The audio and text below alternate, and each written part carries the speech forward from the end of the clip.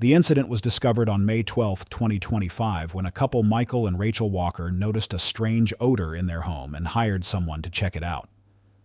The single-story house, hidden deep inside a winding alley in East Los Angeles, had become the new residence of Michael Walker's family for over 3 months. Though it wasn't particularly spacious or well-equipped, it was warm and cozy enough for the couple and their 3-year-old daughter. They had purchased the house from an elderly woman named Margaret, who was said to have moved to Portland to live with her children and grandchildren. Life was peaceful at first, but around mid-April, Michael began noticing a foul smell in the kitchen area, a musty, moldy stench mixed with something indescribably unpleasant. At first, he thought it might be a sewage leak or a dead rat trapped somewhere in the wall cavity. He and his wife cleaned thoroughly sprayed insecticides and tried multiple deodorizers, but the odor persisted. By early May, the stench grew stronger and more overwhelming. There were nights when the entire family couldn't sleep because the smell had seeped deep into the air of their home. Rachel began to suspect that a drainage pipe hidden inside the wall might have cracked, leaking dirty water over a long period. Michael decided to hire a contractor to investigate. On the morning of May 12th, when the worker arrived and began drilling into the wall next to the kitchen, everything seemed like a routine repair job. But as the drill bit reached the aged cement, a soft pop echoed. The wall cracked open slightly, and the faint stench instantly turned into a dense wave of putrid decomposition, a foul, suffocating odor so strong that everyone present had to cover their noses or run outside to vomit. The construction worker panicked. "Something's in there. That's no pipe," he stammered. Michael stepped closer and began chipping away more of the wall with a hammer. Soon, a piece of translucent plastic peeked through the cement. When he pulled on it, a portion of discolored, decomposing human skin emerged, purple and bloated. The group recoiled in horror. Within seconds, Rachel screamed and grabbed their child, fleeing the house in terror. Michael, his hands trembling and face pale as a sheet, fumbled for his phone and dialed 911. Less than 20 minutes later, officers from the local precinct and community patrol arrived immediately, sealing off the area. Neighbors gathered at the mouth of the alley, murmuring in curiosity and shock. News of a body hidden inside a house wall spread across the neighborhood like wildfire. Detectives from the Los Angeles Police Department's Homicide Unit LAPD Division PC02 arrived shortly after, bringing forensic equipment with them. At the scene, the body was identified as female, wrapped in multiple layers of plastic and old fabric stuffed deep into a hollowed section of the wall, one clearly added after the house was originally built. A forensic specialist whispered to Captain Nathan Torres, the officer just assigned to lead Task Force 517H, created to investigate the case. The victim had been dead for quite some time, at least over 6 months. Signs of severe blunt force trauma to the head were evident. No form of identification was found on or near the body. Captain Torres stood silently surveying the narrow, unassuming house that had hidden such a horrific crime. A murder and a body concealed right in the heart of the city, in the middle of a densely populated neighborhood. It spoke volumes about the cold calculation and ruthless intent of the killer. The task force officially launched its investigation that very night. Multiple teams were dispatched immediately.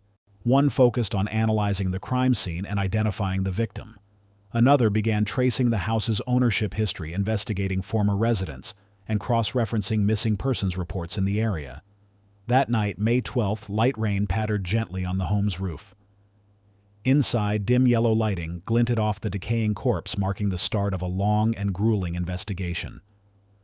The task force was immediately mobilized. One team was assigned to process the crime scene and identify the victim. Another to trace the property's ownership history and investigate former residents, and a third team to comb through the city's missing persons records. That night, May 12th, light rain pattered gently on the tin awning outside the house. Inside, the dull yellow light cast a sickly glow across the decomposed body, marking the beginning of a long and tense investigation. A horrifying secret had been unearthed, born from nothing more than a strange odor beneath an unassuming layer of bricks. But this was only the surface of what promised to be a deep and chilling iceberg. On the morning of May 13th, Task Force 517H held an emergency meeting at the headquarters of the Los Angeles Homicide Division, PC02. Captain Nathan Torres, the task force lead, laid out the evidence files on the table, Every forensic photo diagram of the scene, and the faint trails of blood along the concrete wall now enlarged for clarity. Nearly the entire elite investigation unit of PC-02 had been assigned to the case. The victim had been murdered wrapped in plastic and sealed within the wall.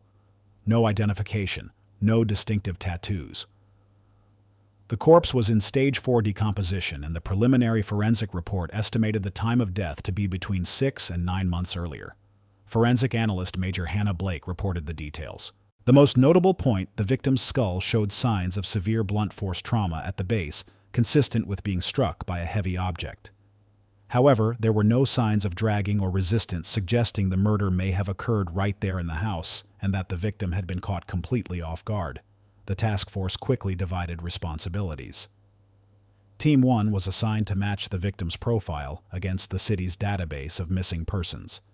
Team 2 began investigating the house's transaction history, focusing on the period between June and December 2024, believed to be the probable window of the murder. Team 3 began identifying anyone who had lived in, rented, or frequently visited the property during that same time. On the afternoon of May 13th, using local precinct records, Team 2 identified the previous owner of the house, a 62-year-old woman named Margaret Howard, who had sold the property to Michael Walker.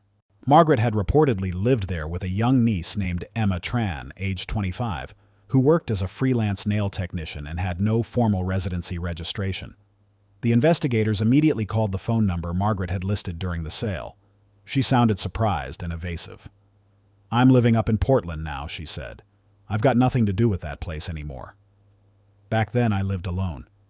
She abruptly ended the call after that vague response. On May 14th, after running data from the city's missing persons system, investigators found 3 case files that partially matched the discovered remains. One of them belonged to Emma Tran, who had gone missing in September 2024. No formal missing persons report had been filed, only a casual note from a former roommate at her previous apartment. Forensic analysis comparing bone samples from the body with a hair sample collected from Emma's old residence showed a 99.7% DNA match. It was confirmed the body belonged to Emma Tran, 25 years old.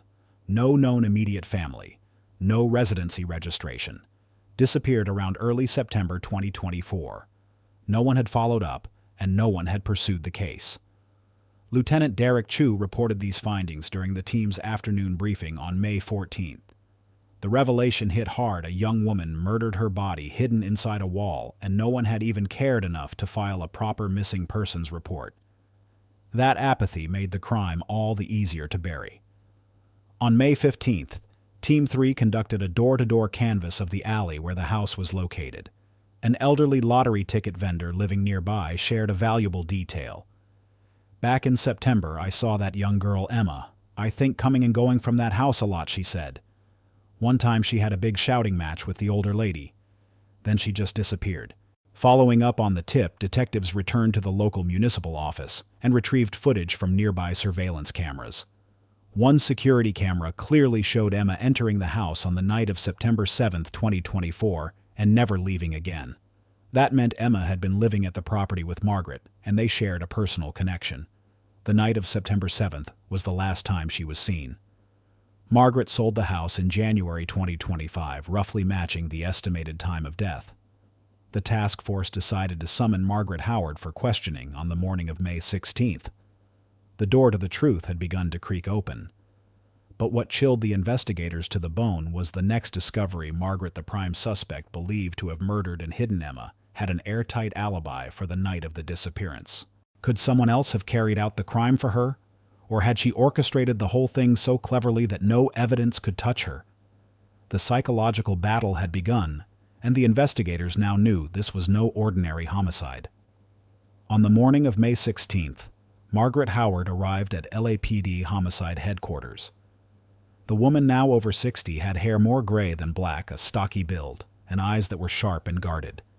She appeared tired and repeatedly asked to leave early due to high blood pressure, but the task force wasn't about to be fooled by appearances. Captain Nathan Torres began the interrogation with a calm, steady voice. "Ms. Margaret, do you know an Emma Tran?" "Yes," she replied. "She's my niece. Kind of distant family. She stayed with me for a few months, then left without saying a word. When was the last time you saw her around? August of last year, she said. She got upset about something, packed her things, and left. I thought she went up to San Jose to work with some friends.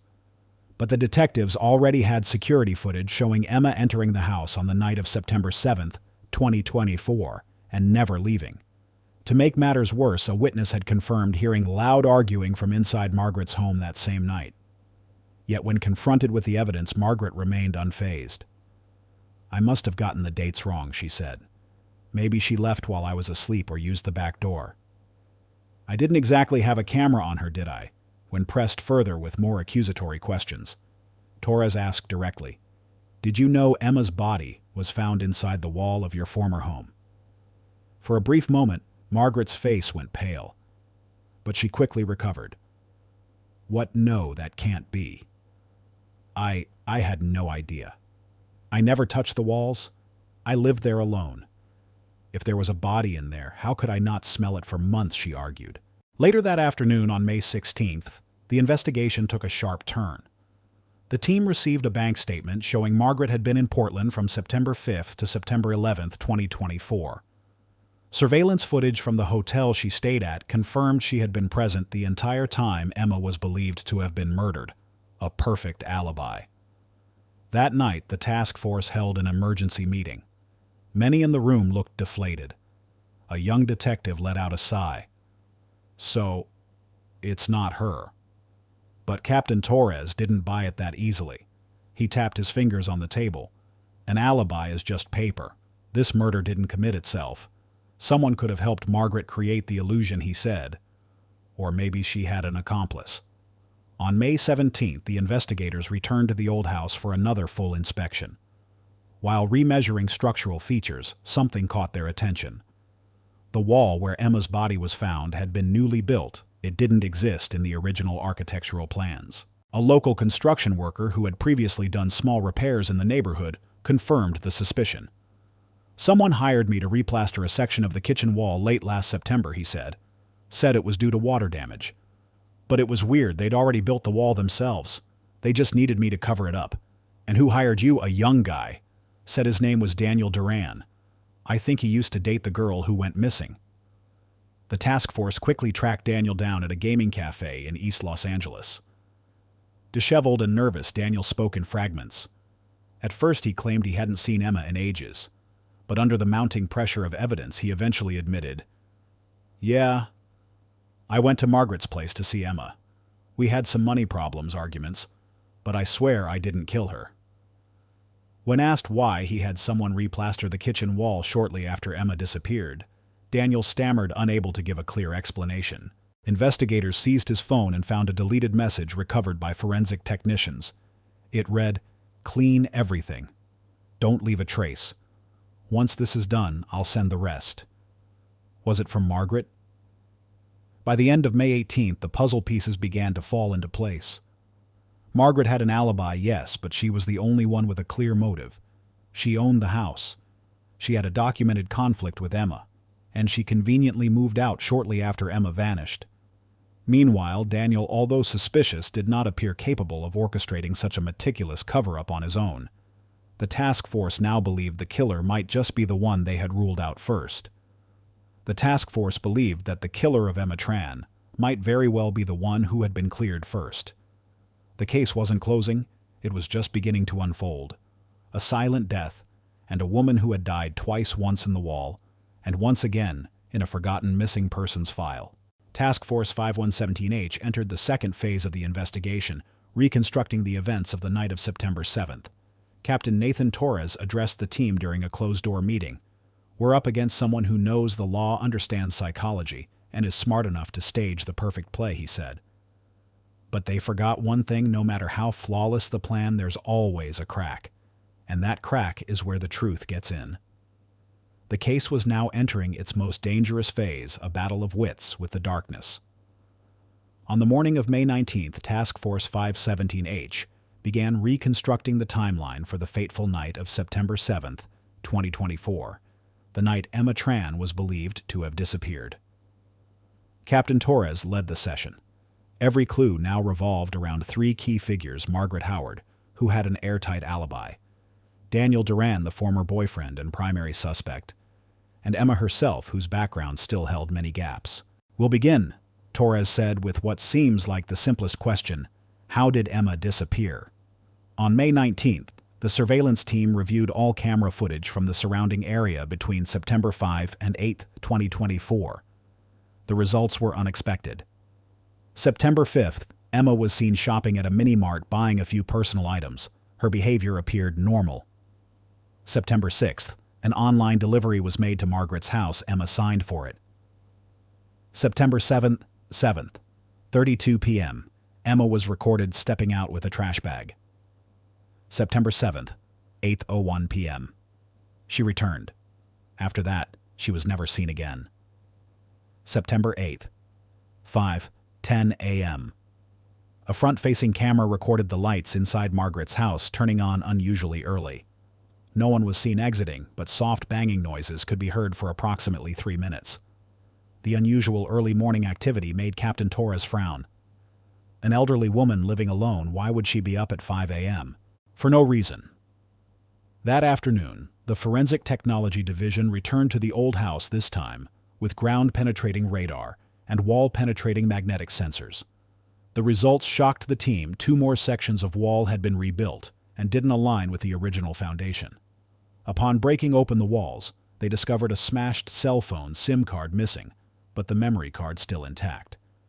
Forensics quickly extracted the data. Among the files, a chilling 47-second audio recording made the entire team go still. It was Emma's voice, panicked. "What are you doing? Let go of me. I said I'll leave, okay?" Then a woman's voice, cold, hoarse, calculated.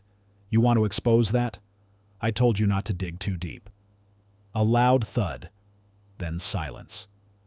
On May 20th, Margaret Howard was summoned for a second round of questioning. Faced with the recording, she could no longer remain calm. Still, she attempted to deny it. "I don't know where that came from," she said. "Anyone could fake my voice. It's not hard to mimic a tone. But the task force had a plan. They matched the voice in the audio to Margaret's past recorded phone calls.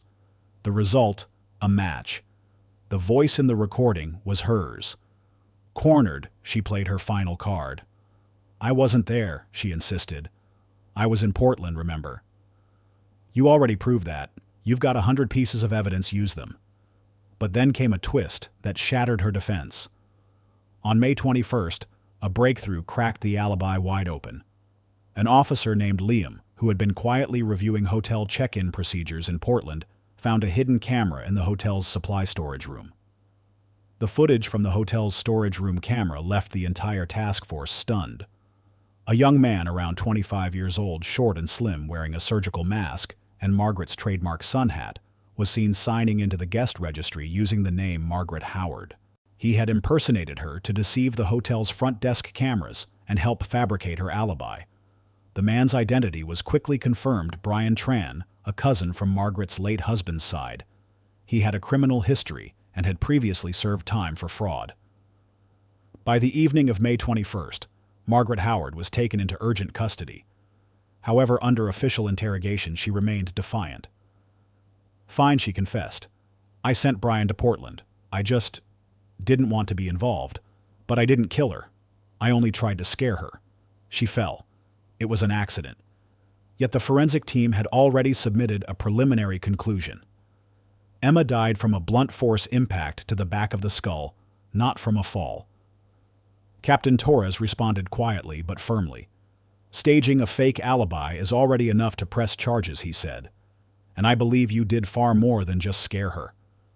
The investigation was closing in. But one crucial question still haunted them. Why was Emma killed? What secret had she uncovered that made her so dangerous? The answer, the task force believed, lay buried in a dark past between 2 women. One living in isolation, the other entombed in silence. Task Force 5117H was about to unearth the final truth, the secret that had sealed a life behind a wall. On the morning of May 22nd, Margaret was officially held in pretrial detention for further interrogation. In her temporary statement, she admitted to hiring someone to impersonate her in Portland to create a fake alibi, but she continued to deny any role in Emma's death. What continued to trouble Captain Torres and the task force was this. As suspicious as Margaret was, she didn't quite feel like the direct killer. That afternoon, May 22nd, a new lead emerged that shifted the entire case. The Forensic Technology Division had recovered additional data from Emma's phone's memory card, 2 hidden video clips nearly deleted, shot from a low concealed angle using the rear camera. In the second clip, which ran for 3 minutes, a man walked into the kitchen of Margaret's home.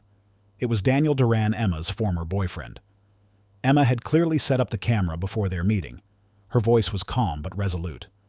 "I know what you and Margaret did 5 years ago. I know she didn't buy this house outright." Daniel's tone turned aggressive. "What do you want, money?" "You want to destroy everything," Emma responded. "I want the truth to come out. If not, I'll file criminal charges." Daniel sneered. "Don't be stupid. Some things are better left buried." On May 23rd, the task force summoned Daniel Duran for a second round of questioning. At first he appeared calm, but when confronted with the video clip, he began to sweat and refused to answer any further questions. Investigators checked Daniel's phone GPS data from the night of September 7, 2024. To their surprise, the data showed him at his parents' house in Glendale all night, with both parents testifying that he had never left. But Captain Torres wasn't convinced. He ordered the team to retrieve footage from the home's security system and found that the footage had been wiped. A forensic digital analyst confirmed that the home surveillance system had been tampered with specifically on the night of September 7th. Captain Torres didn't need to speculate. The person who deleted that footage, he said quietly, is the one who controlled it. And we already know who that is. May 24th brought a shocking breakthrough. A blood-stained scrap of plastic wrap from the victim's body was sent for fingerprint reanalysis, this time using enhanced forensic technology provided by the FBI's Technical Support Division. The team discovered a faint, bloody fingerprint that matched Daniel Duran. The task force immediately filed for an emergency arrest warrant charging Daniel with murder, staging a crime scene, and destruction of evidence. He was arrested that same night. After 9 hours of intense interrogation, Daniel finally broke and confessed. His full statement revealed a deeper web of deceit and betrayal. Emma Tran had once worked as an accountant at a construction company that Daniel and Margaret had co-founded 5 years earlier. When the company collapsed, Daniel withdrew all the remaining funds and shifted the blame onto Emma, forcing her to take the fall. Out of loyalty to Margaret, who had once helped her during hard times, Emma didn't expose Daniel. But everything changed when she discovered that Margaret's current house, the one Emma was temporarily renting, had been purchased with embezzled funds from the now defunct company. Emma was furious. She began compiling evidence against Daniel, threatening to file criminal charges for embezzlement and tax fraud. On the night of September 7, 2024, Daniel went to see Emma at Margaret's house where she had been living temporarily. In a heated argument, he struck her on the back of the head with a heavy object, knocking her unconscious. Panicked, he returned home to his parents' house to begin building a fake alibi. In the early hours of the next morning, Daniel went back to the house with cement tools and materials. He concealed Emma's body behind the kitchen wall, sealing her within. Margaret knew nothing at first. A week later, she noticed Emma's disappearance and confronted Daniel. He begged her to stay quiet, afraid the incident would expose their past money. Laundering Margaret agreed on one condition: Daniel would help her create an airtight alibi in case she was ever investigated. On May 25th, Task Force 5117H filed their preliminary conclusion and prepared the case for prosecution. Daniel Duran was charged with murder, staging a crime scene, obstruction of justice, and tax evasion. Margaret Howard was charged with concealing a felony, providing false evidence, and complicity by omission. During the final briefing, Captain Torres summarized the chilling realization: "We were almost fooled by a perfect alibi, but no crime stays buried forever. In the end, the truth speaks." On the morning of May 26, after formal charges were filed against Daniel Duran and Margaret Howard, Task Force 5117H prepared to close the case. But during a final data extraction from Emma's phone, forensic technicians found a draft email that had never been sent. The intended recipient, Thomas Hale, a seasoned investigative journalist currently working for the LA Ledger. The email was dated September 6, 2024, just 1 day before Emma was murdered. "Mr.